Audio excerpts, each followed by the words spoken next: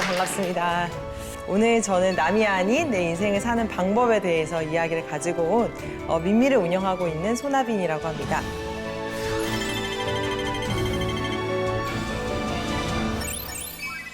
제가 창업을 하기 전에 제 인생 그래프를 좀 그려봤어요.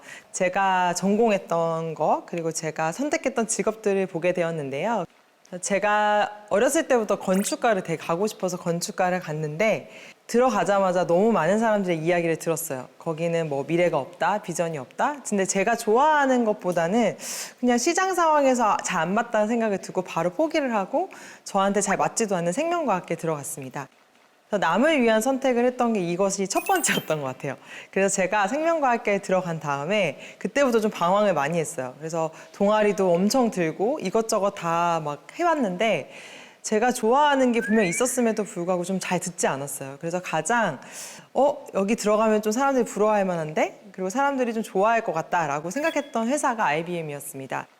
그렇게 5년 동안 재무에서 B2B, 그다음에 마케팅 이런 것들 하다가 어느 순간 제가 깨달은 게 있어요. 아, 나는 좀 직접 일을 벌리고 내가 뭔가 사람들에게 공감을 사고 어떤 컨텐츠를 만드는 일을 되게 좋아하고 잘하는구나. 그래서 그렇게 만났던 회사가 에어비앤비였습니다. 그래서 지금 그래프를 보시면 다른 사람의 삶을 저도 산 적이 있었지만 이것들 안에서 부딪히고 불편함을 깨닫다 보니까 저에 대해서 많이 알게 됐고 그게 민미라는 회사로 창업을 하게 되었습니다. 민미는 나를 만나다라는 의미의 회사입니다.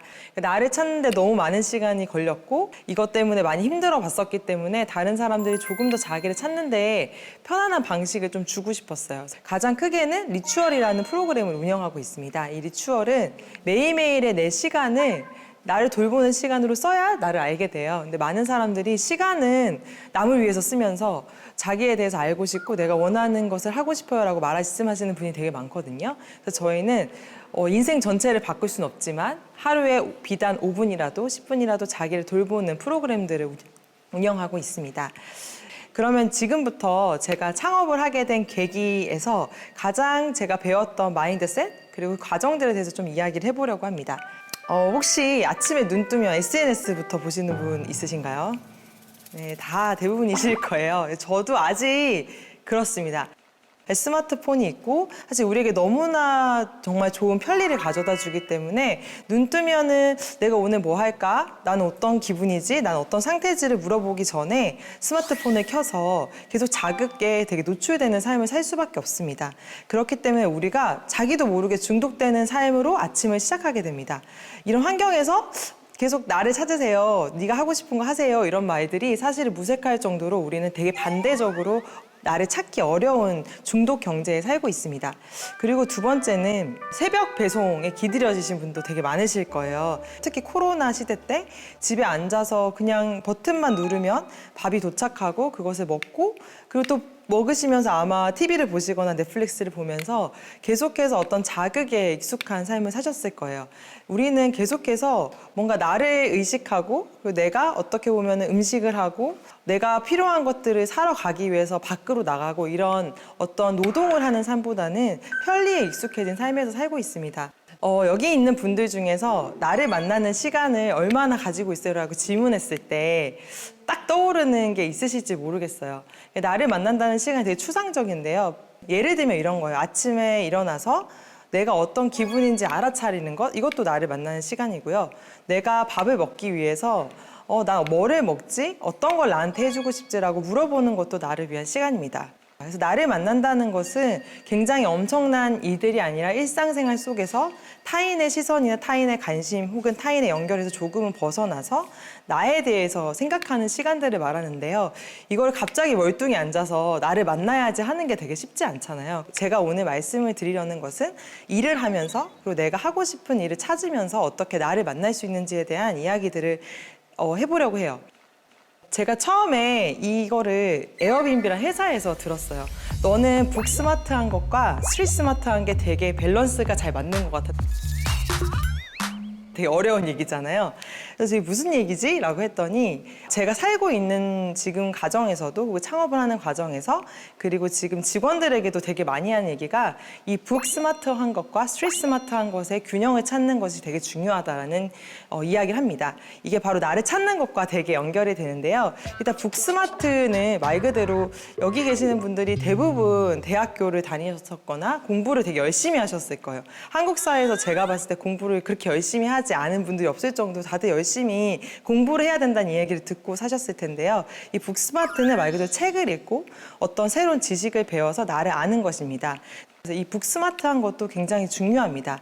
나를 알기 위해서 나에게 되게 중요한 책을 읽고 어떻게 보면 책은 도끼다라는 말이 있는 것처럼 내 머리를 꽝 하고 부딪히게 해주는 책을 만나는 것도 되게 중요한데 책만 읽으면 삶이 변하지 않는다는 걸 모두 아실 거예요. 그리고 이 강의도 아마 북 스마트에 더 가까운 일일 겁니다. 제 얘기를 듣는다고 해서 아 그치 나도 저렇게 살아야지 라고 되지 않고 직접 몸으로 부딪혀봐야 아는 건데요. 바로 그 스트리트 스마트가 취약한 나를 자주 마주하는 방법입니다. 그러니까 스트리트 스마트는 말 그대로 길거리라는 의미의 스트리트라는 의미인데 직접적으로 내가 책에서 배웠던 거, 내가 지식을 가진 것들을 몸소 적응하면서 경험하면서 깨뜨리는 과정들을 스트리트 스마트라고 합니다. 예를 들면 이런 거죠. 요리책을 보는 게 북 스마트라면 스트리트 스마트는 직접 요리를 해보는 거예요. 요리를 하다 보면은 아 요만큼을 더 넣으면 더 맛있겠네? 아 요만큼은 조금 줄였어야 되네? 이런 것들을 직접 몸으로 체득하면 그때서야 알게 되죠. 근데 이 스트리트 스마트를 하려면 무조건 취약한 나랑 마주해야 돼요. 왜냐? 처음이니까. 처음이기 때문에 가장 취약한 나를 마주하게 되고 몸으로 부딪혀서 얻는 지혜를 스트리트 스마트라고 합니다. 근데 많은 분들이 요즘엔 이 스트리트 스마트를 얻기가 너무 힘들어요. 생각보다 도전을 많이 할 수 있는 시대에 살고 있지만 SNS, 스마트폰, 유튜브로 대리 경험을 해주는 것들이 너무나 많습니다. 심지어 먹방조차도 내가 먹는 대신 다른 사람이 먹는 걸 보면서 대리 경험을 하고 나 대신 여행 가주는 사람들을 보고 그러니까 이런 것들이 너무나 익숙하게 우리에게 북스마트로 살 수 있게 만들어주는 건데요. 사실은 20대, 꼭 20대는 아닙니다. 정말 그냥 젊음의 상징이라고 하는 20대를 말씀을 드리면 무조건 먼저 해야 되는 게 저는 이 스트리트 스마트를 쌓는 거라고 생각해요. 부딪혀보고 아 내가 이거 좋네 안 좋네 이게 내가 잘하네 안 좋네 이런 것들을 많이 알게 되기 때문에 이 스트리트 스마트를 저는 꼭 해봐야 된다고 생각합니다. 제가 사실은 에어비앤비에 들어가기 전에 많이 쌓았던 경험이 이 스트리트 스마트라고 생각하는데요. 첫 번째 이 과정에 참여하는 일입니다. 제가 대기업에 들어가서 알게 됐는데 이 대기업이 전형적으로 북스마트한 일이 되게 많다라는 겁니다. 그러니까 직접 참여할 일이 거의 없고요. 부품처럼 내가 해야 될 일만 딱 하고 전체적인 것을 바라본다는 게 너무나 힘들었어요. 근데 저는 이게 어떻게 보면 일을 하는 데 있어서는 점점 더 익숙해지겠지만 내가 이걸 왜 하는지를 모르고 하다 보니까 불안감이 더 많아졌습니다. 그 이유는 제가 최근에 읽은 가짜 노동이라는 책이 있는데 이 가짜 노동을 되게 많이 했기 때문이에요.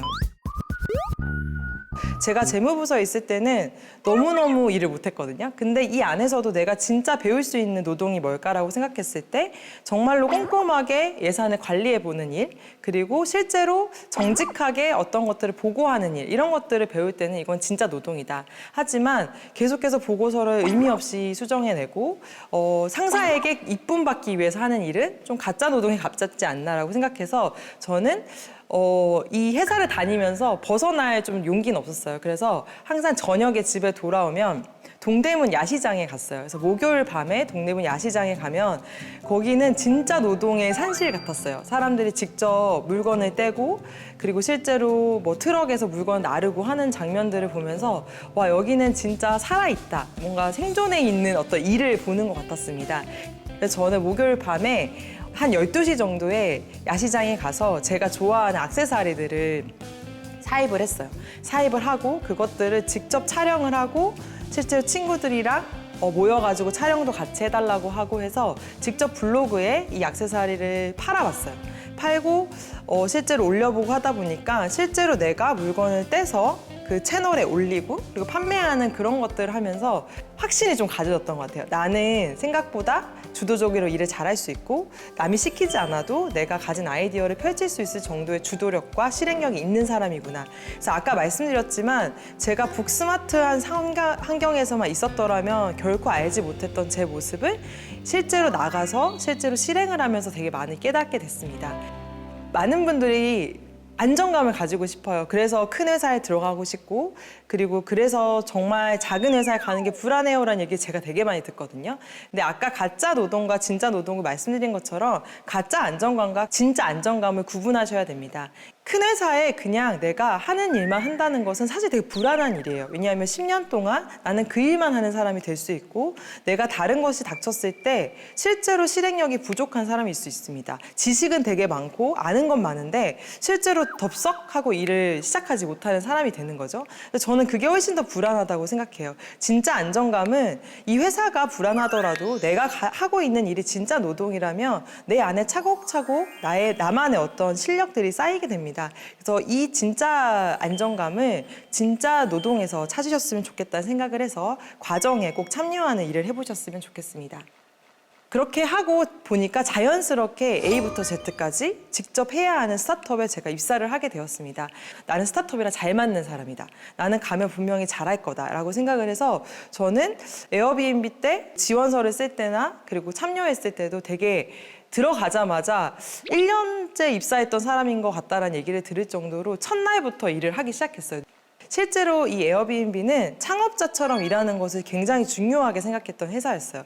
제가 가장 에어비앤비에서 좋아했던 코어 밸류가 있는데 바로 이 시리얼 엔트러프러너십이라는 얘기인데요. 뭐냐면 시리얼 창업자처럼 일을 하라는 코어 밸류 중에 하나였습니다.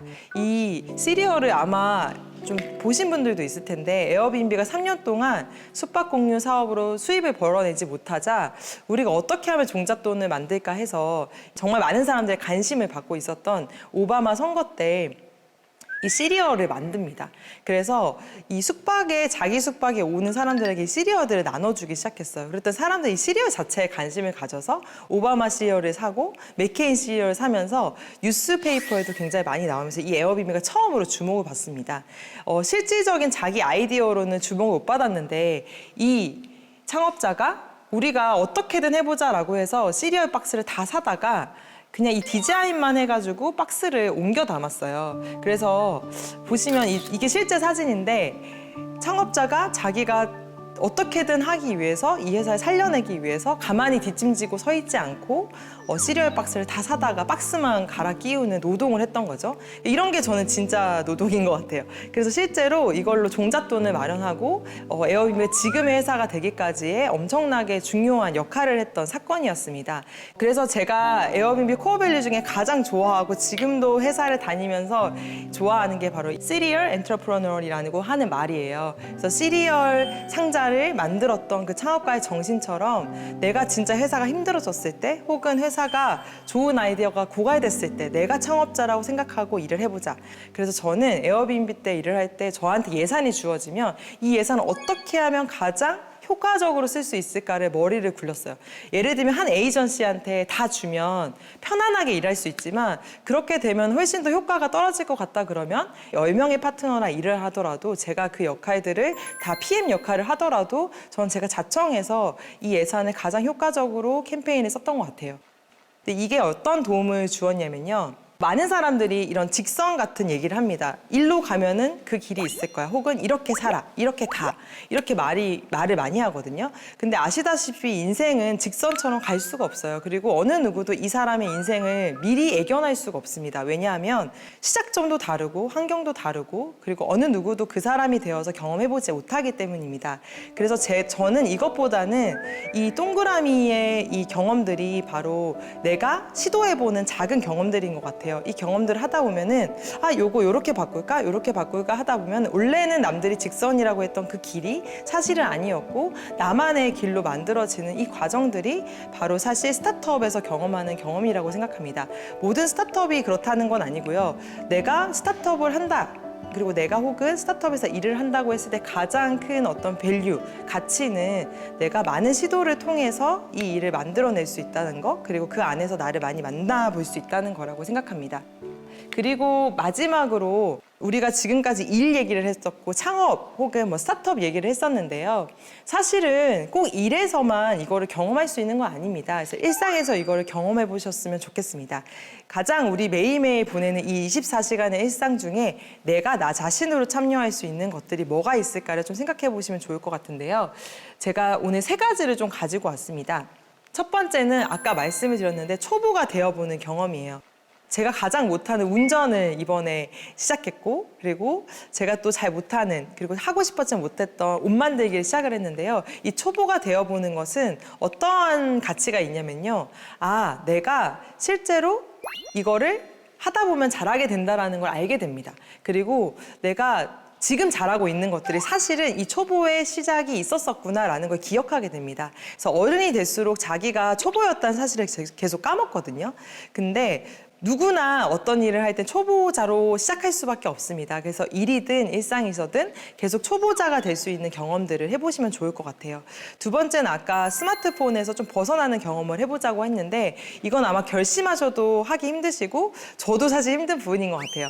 예를 들면 내가 배달을 10번 시켜 먹을 거를 한 번 정도는 해먹는다든지 내가 직접 가게에 가서 물건을 사서 집까지 오는 경험을 한다든지 이런 것들이 사실 내가 살면서 나로 참여할 수 있는 가정의 한 방법입니다. 그 이유는 우리가 실제로 그 가정에 참여하다 보면은 아, 배달해주는 사람들이 우리 집에 올 때 어떤 게 힘든지를 알게 돼요. 그리고 요리를 해주는 사람의 마음을 알게 되거든요. 이게 바로 내가 살면서 일상에서 나로 참여하면서 아, 그런 과정에서 이런 의미가 있구나를 계속 깨닫는 것. 그것도 나를 만나는 과정이고요. 세 번째는 타인과 연결되는 일을 해보는 겁니다. 우리가 조직에서 일을 하고 회사에서 일을 하는 가장 큰 이유는 다른 사람과 연결되었을 때 나를 더 많이 알게 돼요.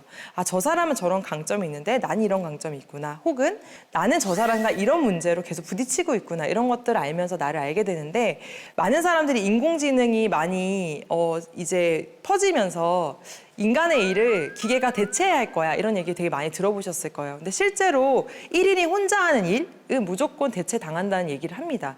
근데 저 말고 저희 팀이 3명이 모여가지고 하는 일은 절대 인공지능 그리고 로봇이 대체할 수 없다고 해요. 그래서 나로 산다라는 것은 누가 대체할 수 없다는 것이잖아요. 그래서 다른 사람과 연결되어서 일하는 방식들을 그리고 그 태도들을 많이 일상에서 가져보시면 누구도 대체할 수 없는 나를 많이 만나게 된다고 생각합니다.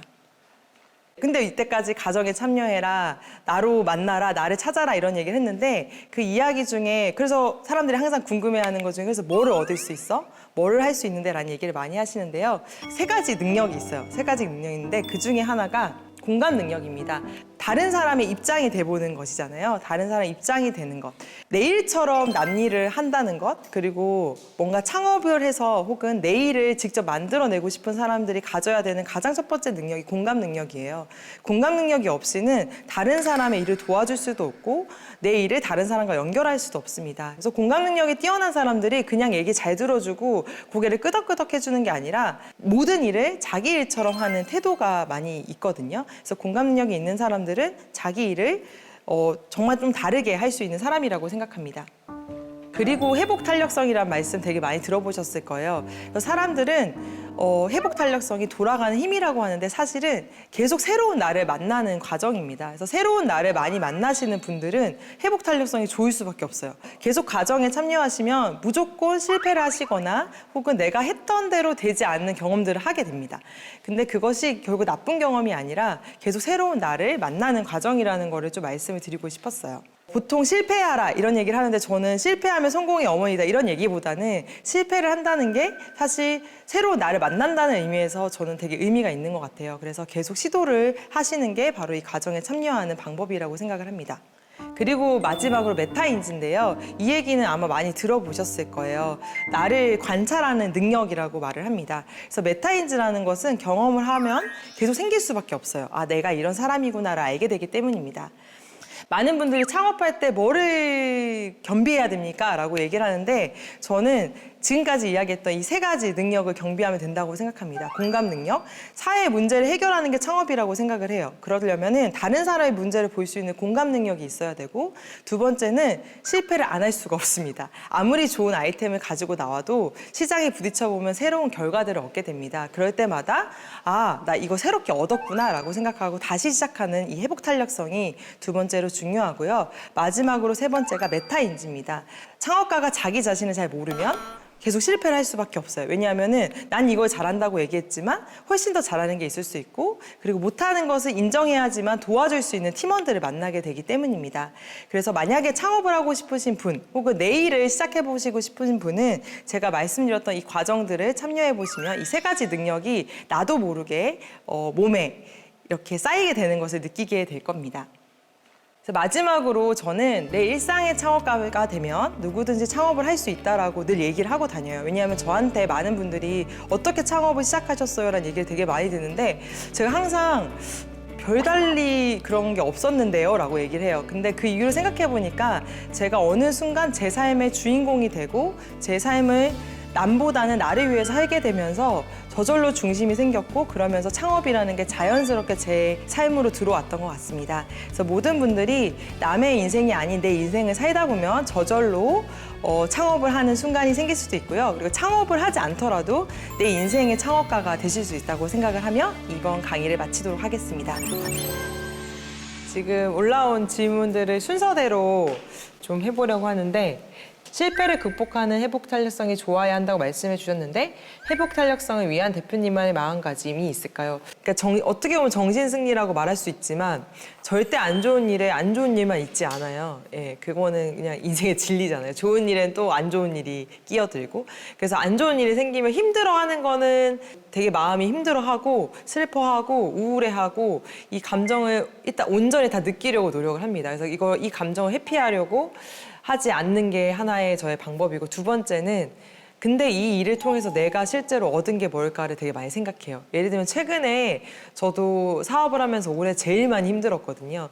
예상했던 대로 안 되고 실제로 금전적 손해도 있었는데, 근데 그럴 때마다 그러니까 땅굴을 파는 거를 좀 멈출 수 있는 자기만의 방법은 결국 이 일이 내 인생의 전체에서 되게 작다라는 걸 생각하고 이게 나한테 주는 의미가 뭐였지를 생각하는 거. 그렇다고 해서 계속 밝은 척하고 막 긍정적인 척 하라는 건 아니고요. 슬픔을 그대로 또 인정하고 슬퍼하는 것도 되게 중요하다고 생각합니다. 그게 저의 좀 회복 탄력성인 것 같고요. 스트리트 스마트가 취약한 나를 마주하는 방법이라고 하셨는데, 사실 본인의 단점을 마주했을 때 느끼게 되는 상실감이 너무 무서워서 부딪히지 못하는 사람들도 있을 것 같습니다. 이런 사람들을 위해 대표님께서 해주고 싶은 말이 있으실까요? 네, 맞아요. 이게 취약한 나를 마주하는 게 엄청 힘든 경험이거든요. 왜냐하면 일단 못하는 나를 봐야 되잖아요. 어떻게 보면은 그 두려움의 실체를 파악하시는 게 되게 중요하다 생각해요. 어떤 걸 했는데 잘 못했어. 근데 너무너무 상실감이 들고 두려워. 근데 그것의 이유를 따라가다 보면은 다른 사람이 나를 어떻게 볼까봐가 있는 경우가 되게 많거든요. 실제로 나 자신은 아무렇지 않을 수도 있어요. 나는 사실 나를 봐줄 수가 있는데 오히려 이렇게 해가지고 내 동료가 뭐라고 할까봐, 우리 부모님이 실망하실까봐 이런 경우가 훨씬 많습니다. 그래서 사실 내가 나 자신을 믿어주잖아요. 그러면은 내가 괜찮다라고 말해줄 수 있다는 게 너무너무 중요한 것 같아요. 그래서 그걸 계속 정리하는 작업을 하시다 보면은 어느 순간 좀 그게 생겨요. 나 그냥 좀 이번에 힘들었는데 그래도 좀 괜찮아졌네? 근데 나 이거를 좀 얻었네? 이런 것들이 생겨서 이거는 너무 자연스러운 것 같고요. 오히려 이 취약한 나를 마주하는 게 이 과정이라는 것을 계속 깨닫고 기록하시는 거. 그러니까 기록하고 감정을 기록하시고 그런 걸 추천드립니다. 그래서 가장 피해야 되는 게 비난하는 사람, 평가하는 사람이고요. 이런 순간에 어떤 사람이 도움이 되냐면 응원해주는 사람, 괜찮다라고 말해주는 사람이 진짜 도움이 되거든요. 그래서 이걸 혼자서 이겨내지 마시고 긍정적인 사람들을 옆에 두시는 것이 가장 좋은 방법이라고 생각을 합니다. 네, 그러면 오늘 이 강의를 마치도록 하고 좋은 질문 많이 남겨주셔서 감사합니다. 감사합니다.